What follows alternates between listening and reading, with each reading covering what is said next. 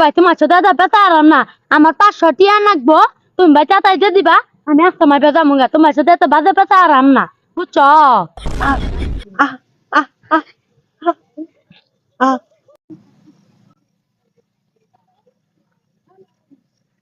আসসালামু আলাইকুম বড় ভাই ওয়ালাইকুম আসসালাম। বাপ রে বাপ, সূর্য আজকে কোন দিকতে উঠছে দেখি।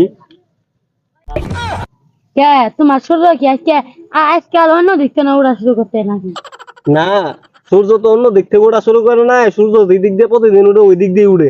কিন্তু ভূতের মুখে যদি আল্লাহ নাম শুনে তাহলে কেঠানো অবাক হবো।